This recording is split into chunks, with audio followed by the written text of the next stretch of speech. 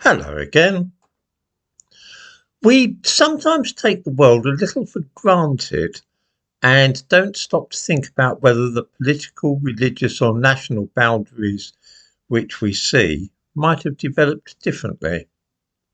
For instance, we know that Europe is broadly Christian, just as we know that North Africa and the Middle East are Muslim.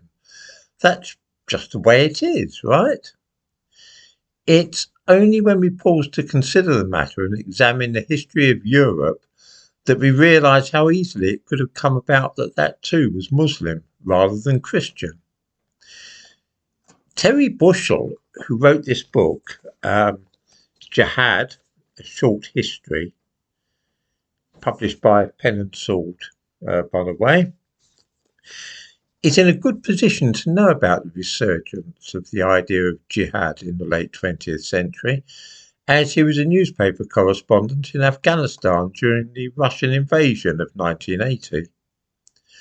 This was the trigger, you might say the starting pistol, for the latest attempt by Islam to spread out from the areas where it has held sway for nearly 1500 years.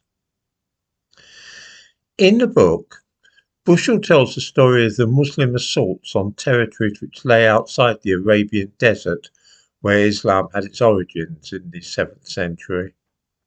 After sweeping across North Africa, the armies of Islam crossed into Europe and invaded Portugal and Spain. At roughly the same time, Islam was also conquering lands to the north and west of the Arabian Peninsula, taking over what is now Turkey, Iraq, Iran, and Afghanistan. Once the Muslims had secured their hold over Spain, it seemed logical to them to cross the Pyrenees into France. And Terry Bushell gives us a very vivid account of this expansion. After being halted in France, the Muslims in later centuries tried to attack Europe from another direction, thrusting up through the Balkans until they twice reached the very gates of Vienna.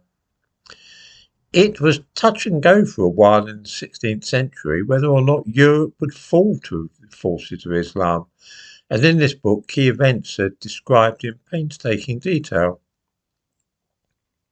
Something which this book brings home very clearly is the enormous scale of the deaths inflicted as the Muslim attacks on neighbouring territories continued over the centuries. In the course of 1,000 years of aggressive warfare, chiefly aimed at Europe, an astounding 650 million people were killed. Mercifully, Europe managed to fight the Muslims, chiefly those from the Ottoman Empire, to a standstill in the 16th century, following which there was a period of 4 centuries or so when it appeared that Islam had given up conquering Europe by military force. Bushell suggests, though, in this book that a new strategy has been adopted in the last few decades, which is that of migration, overwhelming Europe by force of numbers and simply marching into the countries of Europe and, in effect, occupying parts of the territory there.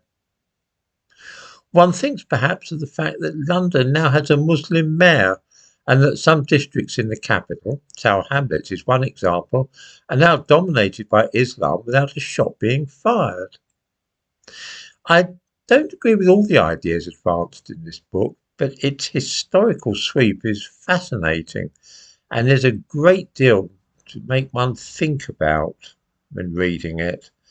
So if anybody wants to get hold of a book which gives a broad outline and a detailed outline too of the jihad which followed the Muslim expansions from Arabia, Terry Bushell's Jihad, A Short History is the book to read.